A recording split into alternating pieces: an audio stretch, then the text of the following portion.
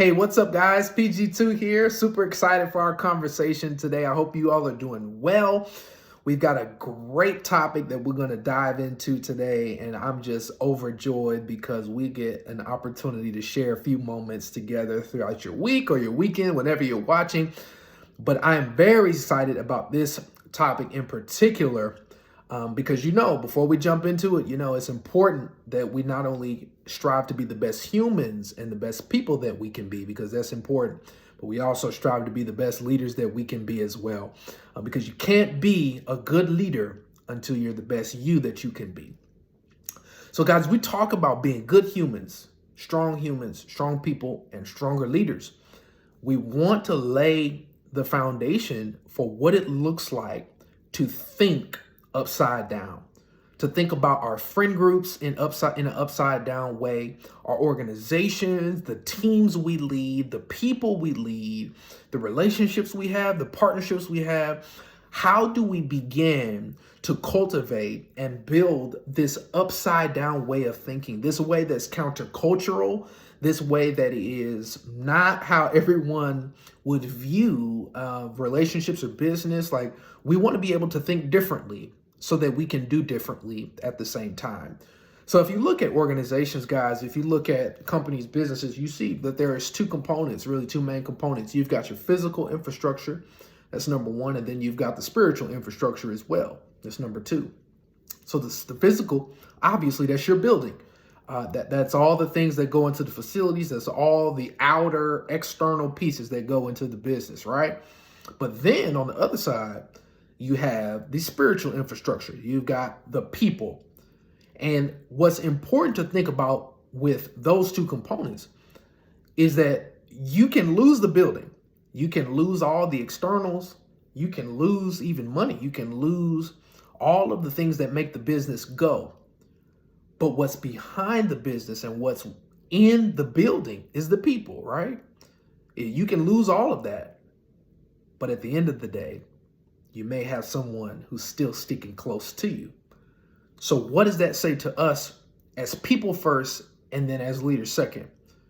Our human connections and our human relationships in the context of whatever we're doing, be it business, be it being in the legal sphere, be it entertainment or media, government, our human connections and how we connect with those around us and build those solid and substantive relationships is going to be important. And it also says, guys, that people are our most important asset. People are the most important investment that we will ever make. Of course, we invest into ourselves. That is critical, obviously. But there is power in making strong investments into people. And if we look at one of the greatest leaders, the greatest leader of all time, Jesus, we look at the greatest leader of all time, the greatest leader who has ever walked the face of the earth. He was investing into people.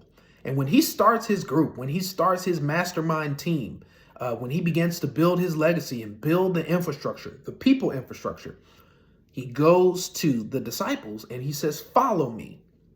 He doesn't say, follow this mission. He doesn't say follow this objective. He doesn't say come and connect and follow this business plan or anything like that or this goal. He says follow me.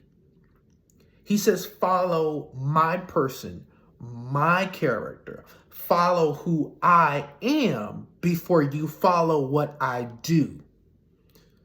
What does that tell us, guys?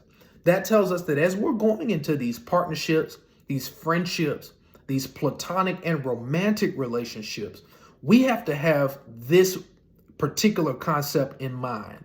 It's a juxtaposition. It's a comparison between the two. It is friend raising versus fundraising. You may never have heard that before. It's a good term. Fundraising, when you're going into a relationship with someone with fundraising, you're automatically thinking, what can I get? What can I receive? What can be invested and deposited into me? What can I get? What can I gain? When you are going into relationships, business partnerships, friendships with a friend-raising mindset, you are asking the question, What can I give? What can I invest? What can I deposit? What value add can I give to this particular person? Even if we go back to Jesus's model, back to that same model when he's building his friend group, he's building his cohort of folks. He goes up to them, guys. Watch, you got to listen to what this says. He goes up to them and he says, follow me. We talked about that. And then he says, I will make you fishers of men. I will make you. This word make would imply that there is levels of intimacy, right? You don't make dinner. You don't make a craft with your child if you have kids. You don't make that without levels of interpersonal communication and intimacy. That takes a deep level of trust, of vulnerability, because I'm exposing some levels of maybe my weakness. I'm exposing some levels of gaps in my competency to you. Like when we work on a project, I'm showing you some of the areas of myself that other people may not see. I'm giving you levels of exposure to the inner parts of me that are not public, but are only private and seen behind closed doors. And so Jesus is saying, I'm going to make you into fishers of men. I'm going to get in the dirt with you. I'm going to get in the weeds with you. Like I'm going to do life with you. I'm going to walk with you in this moment, in this season that we're together. I'm going to make you into what you are not. That's what Jesus is saying. And so as we look at how to begin to think about being upside down as people and as leaders, we have to go into the relationship asking ourselves, how can we help to make this person better? I may not have all the skills. You may not have all the skills to add to someone's life, but you can be generous.